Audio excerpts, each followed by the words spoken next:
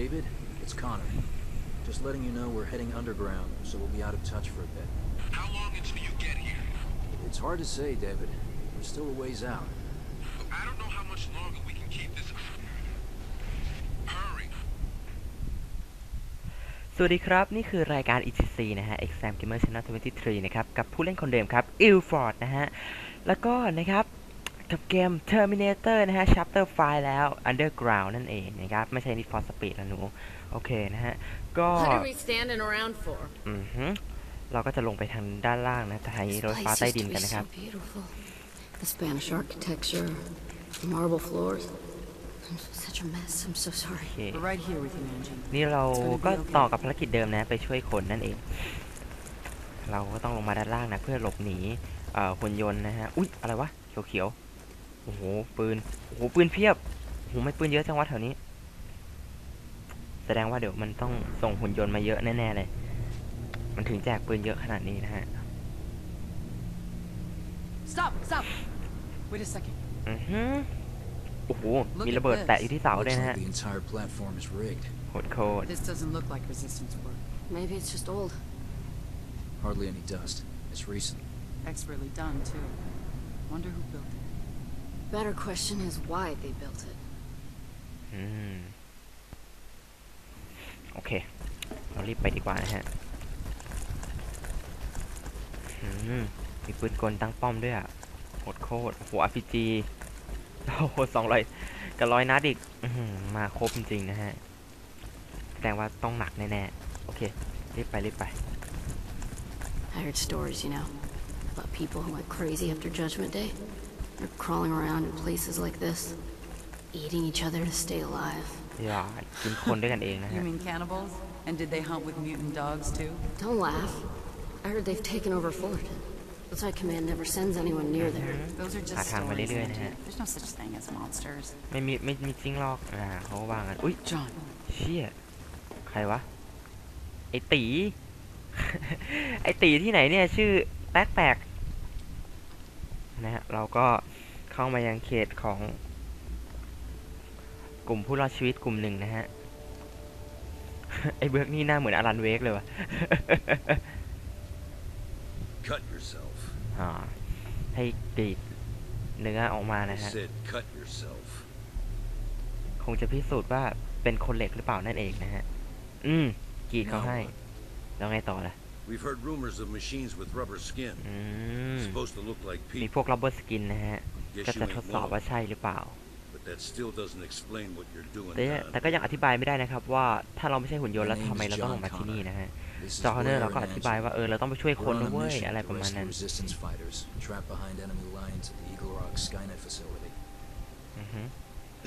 ข้างล่างนี่คนเพียบเลยนะฮะ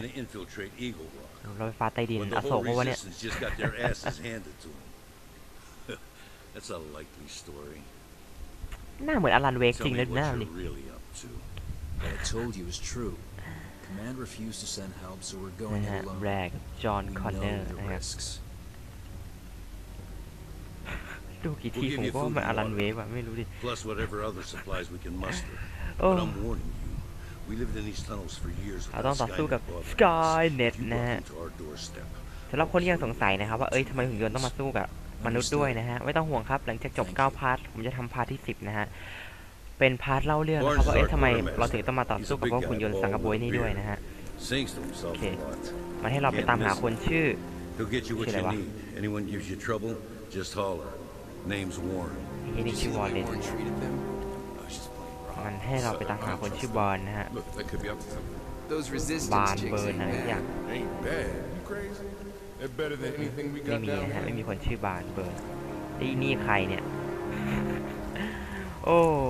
โอเคสวัสดีเพื่อนไม่มีชื่อนะฮะโอเคไม่น่าใช่คนที่เราตามหาอยู่เต็นท์ไม่มีอะไรเฮ้ยนายใช่จริงๆด้วยนะฮะชื่อเบิร์นบาน Hey, are you Barnes? ใช่บานหรือเปล่าเพื่อน The one and only Well, I'm John Connor. Warren said you'd help us out. I need rations, 3 people for 3 days. Plus whatever medical supplies you can spare. What, y'all planning a camping trip? Something like that. Yeah, well, you need to watch your backs. some mean old bears out there in the woods. You know what I'm saying? Yeah, we've seen our share of them. นะฮะบานนี่ก็มีในเรื่องต่อไปยันภาคคนเหล็กภาค4เลยนะครับบานเนี่ยนะฮะไอ้คุณบานของเราเนี่ยนะฮะเขาก็ยังมีตัวตนนะฮะไปอยู่ถึงหนังเรื่องคนเหล็กภาค4เลยทีเดียวนะฮะรู้สึกเขาจะมีน้องชายเขาด้วยมั้งน้องชายหรือพี่ชายเนี่ยไม่แน่ใจนะฮะน่าจะน้องชายคุณยนต์ The machines followed you here. You've endangered all of our lives. I had to kill you, but I'll let Skynet do it for me. Barnes, take this waste of space and make sure our security system is working. ไปแล้วมันจะฆ่าเราแล้วนะคือเราเข้ามาที่นี่นะครับแล้วคนเหล็กมันแอบตามเราเข้ามานะฮะไม่รู้ด้วยอะไรก็ตามนะครับโอเคเราต้องไปยิงต่อสู้กับพวกคนเหล็กยื้อไว้นะครับจนกว่าไอ้พวกนี้จะถอนกำลังขึ้นรถไฟฟ้าใต้ดินหนีไปนะฮะโอเค go go go go โอ้เป็นรูเบลเลย He's right though. The machines must have followed us here. It's our fault. He said no one's bothered you guys for years. Don't listen to him. Man, it happens every couple of months. Skynet finds us. We pack up and we run. He just likes to have a scapegoat. go go go go โอเคมาถึงละ Okay, here's how we gonna do this. You keep the robots off of me while I set the charges. On my signal. เขาจะไปติดตั้งระเบิดนะฮะไปเซตระเบิดให้พร้อมพวกเราก็ยิงต้านไว้นะครับ What else should I call? Fine, no problem. แปลนี่โคตรปัญหาเยอะเลยนะแปลโอเคนะฮะเป็นหน้าที่เราเพิ่มเอา200 นัดไปนี่หนูเฮ้ยโห Hold on. What's that? One of the charges must have come Hello, loose. Sarah. Skipping. You have enough C4 to blow the platform. Yeah, but they're wired in series, not parallel. One goes, they all go down. Can you fix it? Yeah, but it might take a minute. มาส่งพวกตัวเล็กเข้ามาก่อนนะฮะคนเหล็กมาเป็นกองทัพเลยมึงเยอะโอ้โหมีสไปเดอร์มาด้วยมีแค่T7Tนี่ต้องนี่ฮะต้องเจอ M2HB เอาโอเคโอ้โหมาอีกตัวยิงให้ดับเจ๊งระเบิดไปแล้วนะฮะโอ้แอโร่แซดเอาลูกซองยิงนะจะได้ไม่เปลืองกระสุนปืนกลหลักเรานะฮะชึกโอ้มาอีกแล้วเร็วเจ๊งไปหนู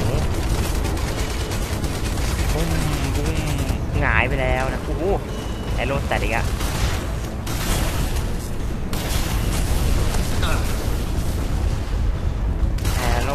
แตกล่วงไปเก็บอัพจีก่อนเนี่ยไปอัพจีเอาอัพจีมายิงบ้างนะฮะแก้เบื่อเฮ้ยโอ้เจ๊งไป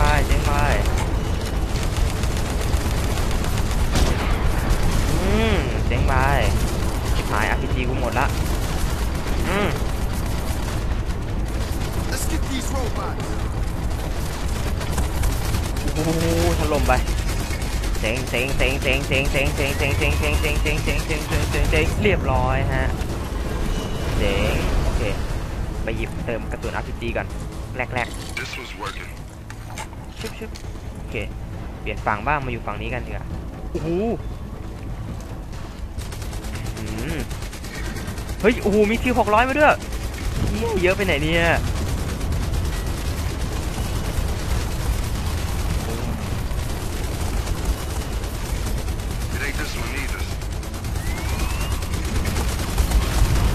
โดนยิงโอ๊ยเจ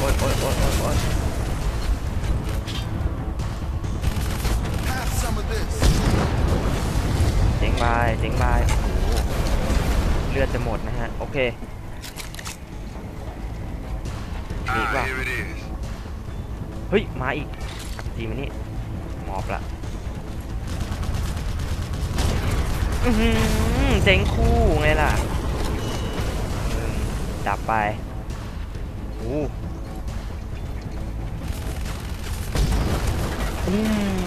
เจ๋งไหมวะเชี่ยไม่เจ๋งโดดก่อนพี่ไม่ได้โดนใครเลยมึงโอ้โดน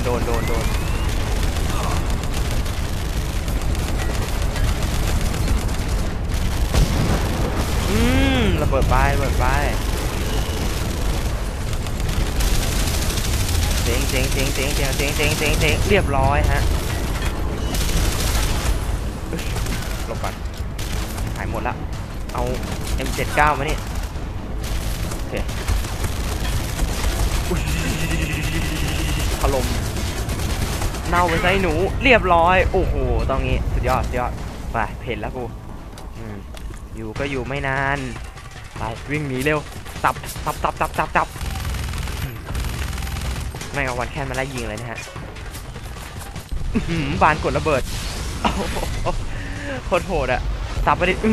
ปิวโอ้โหโคตรเท่เลยนี่ปัดฝุ่นหนึ่งทีโอ้โหหล่อเลยจอห์นคอนเนอร์เป็นไงบ้างบานหัวเหม่งไถพื้นเลยนะมึงไม่เป็นไรมากครับปัดฝุ่นก็หายแหม Wait, hold up, y'all ain't got nothing to say? Huh? No one's compliment me on my handiwork? Come on. เก่งมากครับเก่งมาก One of my specialties. Barnes, you did a great job. You'll be an asset to the resistance. Yeah? We should talk about that later. Right now, though, we gotta hustle. โอเคแล้วทำไมกูหยิบ M4 มาอีกแล้วล่ะ นะโอเคเราต้องรีบออกไปจากที่นี่นะฮะไปถอนกำลังขึ้นรถไฟฟ้าใต้ดินไปนะฮะและแองจี้นี่หายไปเลยเมื่อกี้ไม่มาช่วยกูยิงเลยนะเหลือแต่แบร์โอเคนะฮะแล้วก็โหลดดิ้งแทบโอเคนี่เราก็จะมาอยู่บนหลังรถไฟฟ้านะฮะใต้ดินนะครับ MRT นั่นเองนะฮะเราแบกRPGกันเลยทีเดียวนะฮะเราจะหนีออกจากที่นี่แล้วนะครับโอเคเตรียมปืนให้พร้อมนะฮะเพราะว่ามันจะมีพวกตัวป่วนเกมอย่างเช่นไอ้เหี้ยเนี่ย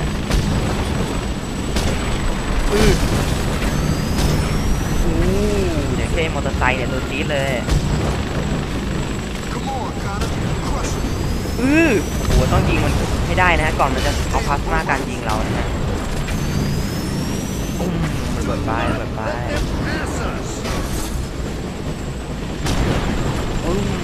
ไม่โดนเน่าไปหนู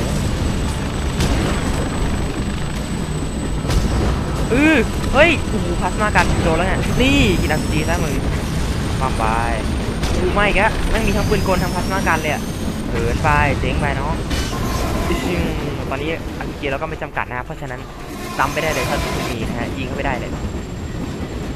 ไปยังไม่เห็นตัวนะไฟแดงมาแล้วยิงดักโอ้โหมีสไปเดอร์ด้วยนะ470โอ้โหเจ๋งคู่โอ้โหนัดเดียวเคลียร์2สุดยอดตอนนี้โอเคโล่งละโอเคมาที่สถานีนี้นะฮะมีคนโดนโจมตีอยู่เหมือนกันนะครับเราก็จะมารับคนไปเหมือนกันนะฮะทุกคนมาขึ้นรถไฟฟ้าแล้วพวกนี้ก็เริ่มถอนกำลังจากสถานีใต้ดินตรงนี้นะฮะไปยังรถไฟฟ้านะครับต้องบอกว่าซากรถไฟฟ้าเดี๋ยวถึงจะถูกนะฮะโอเคเราต้องคุ้มกันในพวกนี้ให้มันถอนกำลังมาขึ้นรถไฟฟ้าของเรานะฮะบุ้มจะไม่โดนอีกแหละเด้งไปเร็วเพื่อนอีนี่ก็หมอบอย่างเดียวเลยอ่ะอีกแล้วยิงดักหน้าเจสโดนด้วยโอ้ไม่โดนเจสไม่แม่นเลยกูโอ้ที600นิ่งๆไว้มือนิ่งไว้ล่วงยิงดักหน้าเจสโดนด้วยที600มาอีกแล้วโอ้โหตัวจี๊ดเลยนะฮะแม่งโคตรปวดเกมเลยเยอะจริงๆกูมองไม่เห็นกูล็อกเป้าไม่ได้เย้ต้องยิงเสร็จล่วงไปแล้วนะฮะล่วงไปยอดไปเร็วเต็มแล้วไม่ใช่เต็มแล้วคนขึ้นครบแล้วนะฮะไปเร็วออกไปจากที่นี่กันออกไปแล้วโอ้โหมีมอเตอร์ไซค์ตามมาอีกแม่งร้าย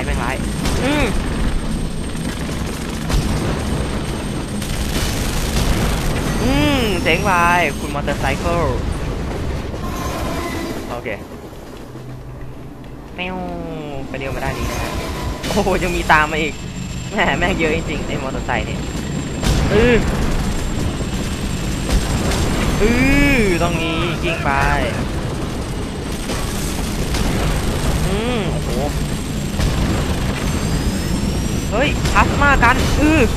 โอ้แม่งไปครอบทั้งคันแล้วยังไม่เจ๊งอีกอะโอเคเรียบร้อยนะฮะโอ้โหมีHKข้างบนอีกอะอย่างร้ายอะคนเราไปไกลๆครับอย่ามากระเด็นระเบิดใส่กูพยายามโฟกัสไปที่มอเตอร์ไซค์นะเพราะว่ามอเตอร์ไซค์เนี่ยตัวทำดาเมจเลยนะฮะเลือดเราเยอะลดเยอะมากจากมอเตอร์ไซค์นะHKก็ว่างก็ยิงเล่นก็ได้นะแต่ไม่ค่อยมีผลนะฮะฉะนั้นให้จัดการมอเตอร์ไซค์ดีกว่านะฮะโอ้โหเจ๋งไปHKโอ้โหแม่งเลี้ยวหลบได้อีกไม่ไหวแล้วเลือดกูจะหมดแล้วมึงเจ๋ง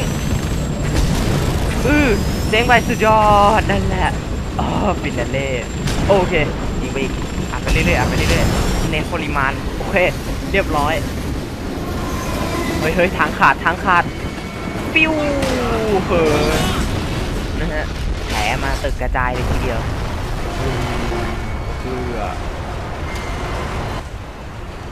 แต่ไม่ต้องห่วงนะครับถ้าเป็นเรื่องจริงนะฮะป่านนี้เราคงถูกรถไฟทับตายหาไปแล้ว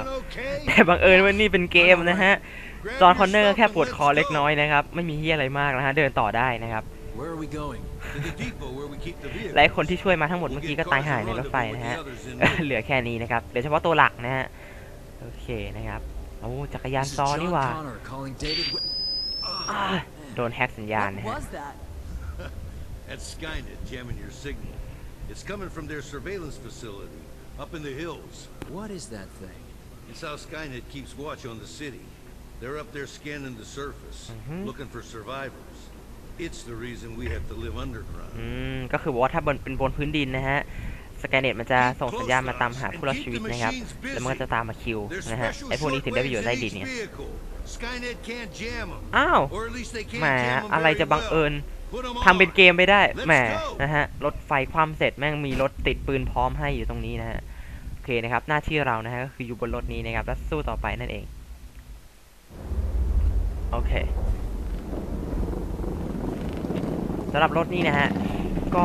เป็นเหมือนรถใน Battlefield ครับพอนึกภาพออกนะฮะแต่ว่าปืนที่ติดจะไม่ใช่ปืนกลนะครับเป็น M79 ยิงต่อเนื่องเหมือน Call of Duty ภาคแรกนะฮะ Modern Warfare ภาคแรกนะครับT70 อ๋อเดี๋ยวบัสนี่ก็มีผู้รอดชีวิตอยู่นะฮะยิงได้เรื่อยๆนะฮะจนกว่าจะร้อนนะครับที่ร้อนโอ้โหร้อนไวมากอะมองไม่เห็นเดี๋ยวก่อนเลยโอเคหลังซึ่งเป็นอะไรไม่รู้วันนี้มือไม่ค่อยนิ่งเลยชุบเพิร์ดอ่ะโอ้หลังกูไอ้สัตว์ขับดีๆเด็โอเคมองไม่เห็นว่าที่600ที่600เจ๋งไปอีกไหมจ๊ะมีแล้วจ้ะโล่ครับโล่เฮ้ยโอ้ล่วงไปครับอุ้ยบนตึกอีกเยอะ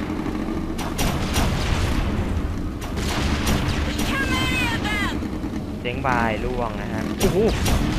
อีกแล้วนะยังเหลืออีกเห็นนะจ๊ะมีทางลงด้วยไว้ตึกโอเคเจ๋งมาก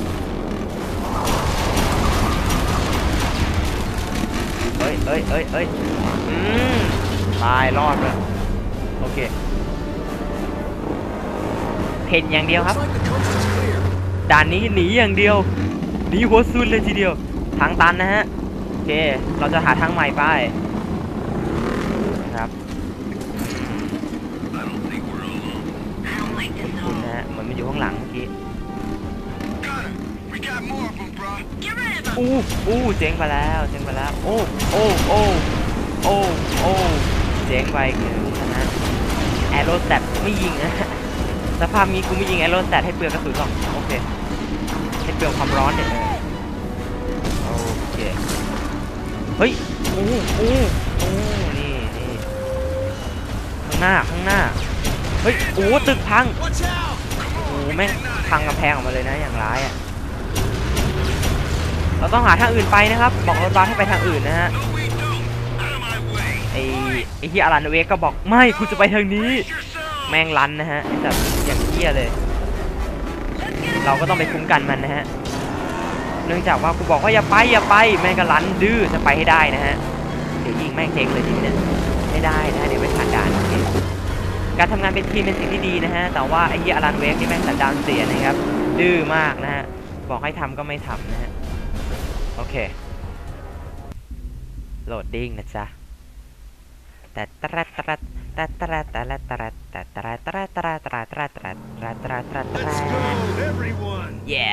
โอเคนะฮะเราก็ด้านนี้กันไป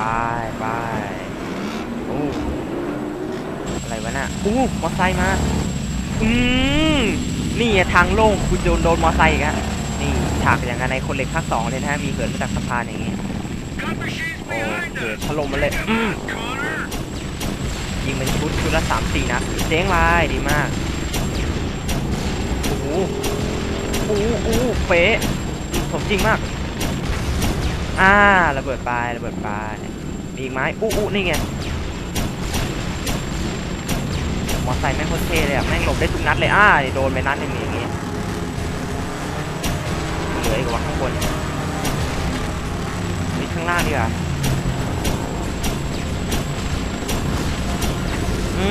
เจ๊งไปโทษ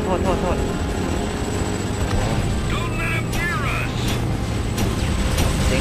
งไปมองไม่เห็นเป้านี่ไงต้องอย่างนี้โดนไปความไปหนู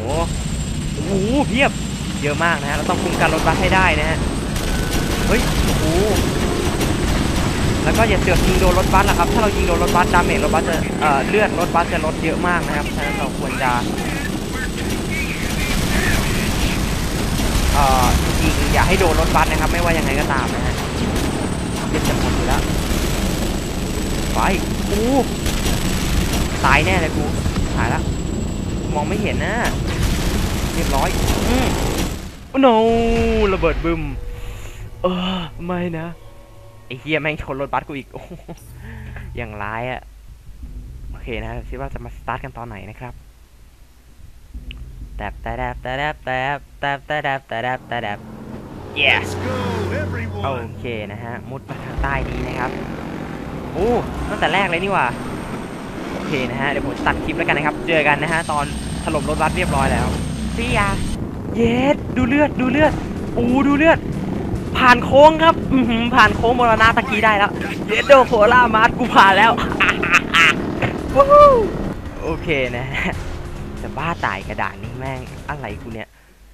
โอเคนะฮะในที่สุดเราก็ผ่านโค้งมรณะเมื่อกี้ได้แล้วนะครับลงมาจอดตรงนี้กับคุยกับไอ้อารันเวกสันดานเสียนี่นะฮะโอเคบอกว่าเราจะไปทางของเราแล้วนะอารันเวกมึงจะไปไหนก็เรื่องของมึงเหอะ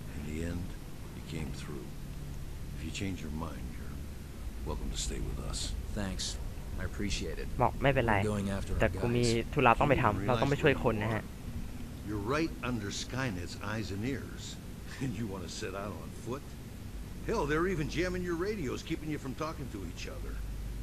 You'll never reach your men. Not as long as that thing's still standing. Then we'll destroy it. The two of you? Alone? มีเสาสัญญาณนะฮะที่คอยกวนการติดต่อสื่อสารระหว่างคนที่ติดอยู่ในนั้นกับจอห์นคอนเนอร์นะฮะโ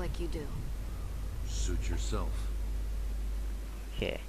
จอห์นคอนเนอร์บอกจะไปทำลายเสาซะนะครับนี่ก็นึกว่าเหลือกันแค่นี้นะฮะแต่จริงๆแล้วมีคนมาเพิ่มนะครับโอ้โหหน่วยเราเลยมีคนทั้ง4 คนรวมตัวเราด้วยนะฮะไอ้เฮียอารันเวกนี่ก็แม่งงุนงิดนะฮะไม่มีใครไปกับเขาเลยเนี่ยเหงาอยู่คนเดียว